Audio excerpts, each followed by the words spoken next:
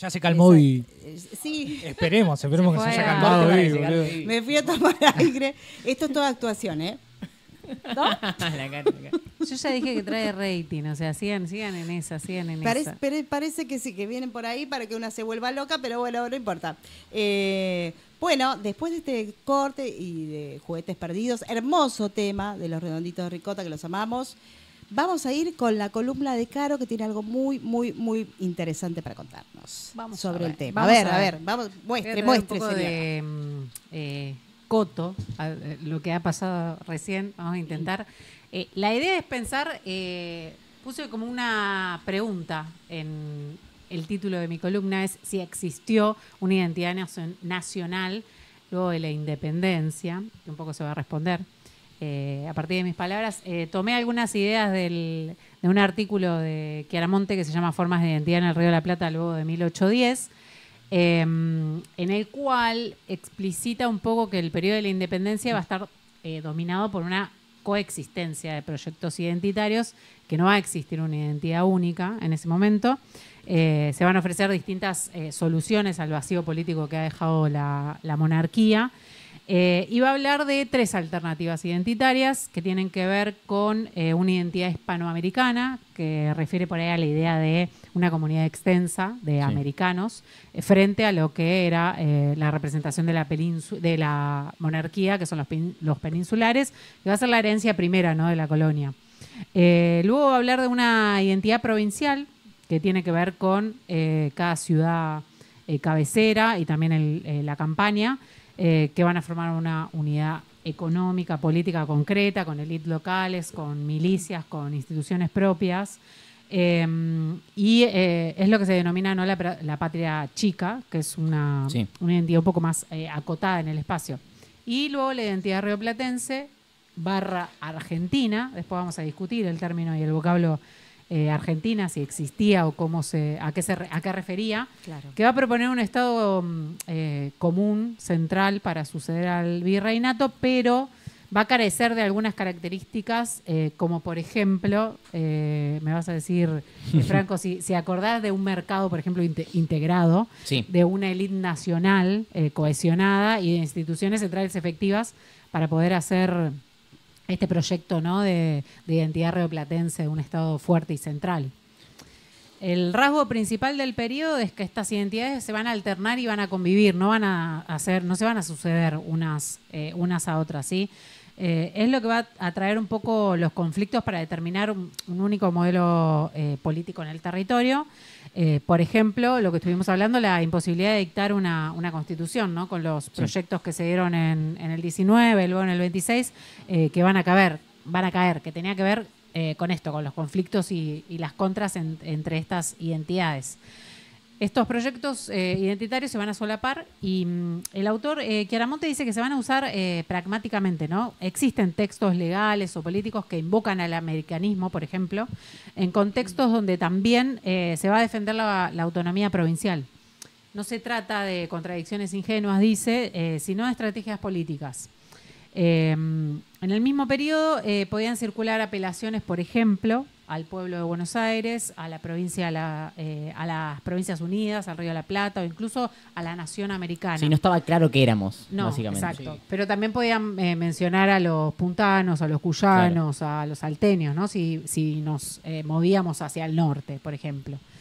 Y esta coexistencia no era un desorden conceptual, sino la expresión de un campo político abierto en disputa, ¿no?, de definir cuál iba a ser esa identidad predominante, porque es un coexistían. Poco lo que veníamos hablando de las distintas formas que tenía el territorio del Río de la Plata de autopercibirse. De armarse. Claro. Hablamos de heterogeneidad desde el primer capítulo de este programa, de la colonia, y seguimos en la misma, ¿no? Sí, porque para que les quede. Solo que ahora esa heterogeneidad empieza a entrar en conflicto. Exacto. Porque ya se cayó el rey, ya no hay más imperio español que nos sostenga, y ahora ¿qué somos? Exacto. ¿Y quién? El problema de la soberanía, ¿no? ¿Sobre quién recae sobre la soberanía? ¿Recae sobre los pueblos? ¿Recae sobre las ciudades?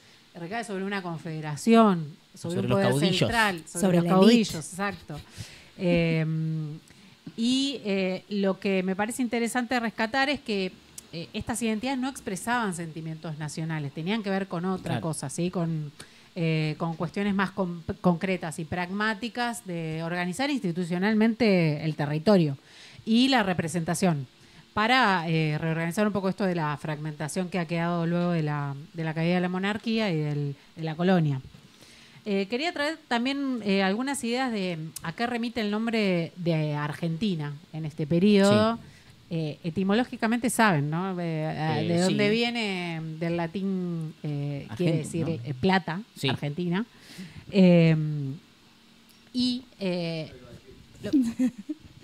Acote. Que Argentina, claro, justamente viene del latín, viene de la palabra argentum, porque creían que en la Argentina había plata, los españoles. Exacto. En realidad era una confusión, pero no importa. Quedó el nombre Argentina por Argentum. Bueno, después ¿verdad? Se van a referir más, si se quiere, poéticamente a la tierra, al espacio territorial, a los ríos, al río de la Plata, ¿no? al estuario. Sí. Puse una imagen, Alan, donde aparece por una de las primeras veces que aparece la palabra Argentina en un poema, que es en 1602, que es un poema de Martín del Barco Centenera, que es un viajero portugués, que va a escribir un poema, y el título del libro menciona la palabra Argentina, puse la tapa ahí, y dice: he escrito pues, aunque en estilo poco pulido y menos limado, este libro a quien titula Sor. Esto en las primeras décadas del siglo XIX, pero que no, que Aramonte dice que no tenía mucho que ver. A principios del siglo XIX el término va a equivaler más a rioplatense o a bonaerense, expresando una diferencia regional dentro de lo que era una América hispana grande, ¿no? Y su uso va a ser inestable, esporádico, ambiguo, dice Chiaramonte, y va a coexistir con múltiples alternativas para denominar el espacio rioplatense. Claro, es como un rótulo más para definir el sentido americano. Por claro, ahí, y para afuera, ¿no? Para mencionar el territorio argentino para afuera, pero no se sabe bien qué es esa Argentina. Son los bonaerenses. Yo no creo que sea un salteño. En ese momento le preguntabas qué era argentino. No, era salteño. Artigas no creo que se sentía argentino. No lo creo. Y casi que diría, en términos objetivos, un porteño tenía poco que ver con un salteño en ese momento. Tenía más que ver capaz con un oriental de la banda oriental o un entrerriano en última instancia que con alguien del norte. Por cultura, por historia, por formación, por etcétera. Sí, igual lo pienso ahora, ¿no? Lo pienso ahora mismo. Incluso hoy día. ¿Qué es la nación argentina y cuál es la identidad de la nación argentina? De hecho, es muy difícil de definir. De hecho, vamos al interior y a nosotros nos detestan, nos dicen porteños, a nosotros que vivimos en la provincia de Buenos Aires, que odiamos también a los porteños. ¿Qué tenemos de común con un jujeño? Tenés un de Parque Patricios ahí también. No, es que hoy en día lo que tenemos en común es el estado que armamos. Sí, exacto. Es que empieza a pasar acá, pero en ese momento no hay nada de todo esto que hoy ya tenemos tan sabido, tan claro. En ese momento es un salteño, un porteño, un ¿Y por qué había tanta lucha cuando San Martín, no sé, impone la lucha allá en el norte, un poquito acá, un poquito allá, en Buenos Aires, marca todos los frentes con Belgrano en el ejército del Alto Perú, con Güemes allá en el norte, él yendo para los Andes? Ahí me parece que sí había una idea de identidad, comillas, nacional, chicos, no sé si es tan distinto.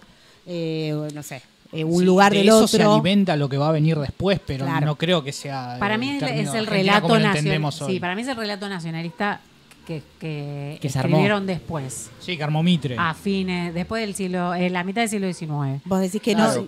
Contemos que la Argentina nace como una federación, no como una república. Claro, sí. Después se constituye como Estado-Nación a partir de la conquista del desierto a través de Julio Argentino Roca con el asesinato de los caudillos. Si no, seríamos una federación más parecido a que cada estado provincial tiene su propia identidad y se nutre sobre un estado nacional al estilo norteamericano. Sí. No ahí te digo. El estilo que tenemos, que es un estilo republicano impulsado por Julio Argentino Roca, que es tema largo y no estamos en esa línea. Claro, histórica. La conquista del desierto, viste que nos tratamos de no. Está bien lo que dijiste, Alan, porque se le dice así, pero después se cuestiona en ese revisionismo histórico que no era desierto, ¿no? El revisionismo histórico es un chamullo, ya vamos a llegar. Yo me voy a levantar. Fue mucho más allá que hoy, yo. Sí, el revisionismo eso ahí ya me dio un tacle terrible, en el medio me tiró del medio de la rodilla y así todo, pero no era desierto. Que nos quede claro, ¿no es cierto? para todos los compañeros. A ver si alguno me defiende. Acá, perdón, no, los voy a claro, interrumpir. gente había. ¿Qué Bonsai TTV me dice, te rebanco Vivi? Le mandamos un beso grande. Tendría que decir. Ahora vas a leer solo los mensajes que a vos te conviene. Pero por supuesto, ¿para qué estoy acá? ¿Para qué conduzco? Alguien puso que tus comentarios son necesarios. Sí, ¿Quién puso esa barbaridad? ¿Para qué ahora lo leo? Bueno, está bien. Siga, bueno, ¿puedo hacer un cierre? Sí, por favor, perdón. No sé si vas a coincidir, Vivi, pero en esta la primera pregunta que me hice fue si existió una identidad nacional luego de la independencia. Bueno, claramente no. La identidad rioplatense de la post-independencia aparece no como un origen de la Argentina moderna, sino como un campo abierto, disputado, que va a ser un proceso largo donde las identidades locales van a mantener un peso decisivo y donde las identidades más amplias van a tardar en consolidarse porque no tienen... porque dependían de cambios políticos institucionales que no existían y que no habían ocurrido todavía. No, es como que primero estalla la revolución y después pensamos qué hacer con esa revolución. No hay Estado. Es un experimento. Es un experimento. No, es un laboratorio, creo que dice Chiaramonte. Sí. Un laboratorio político.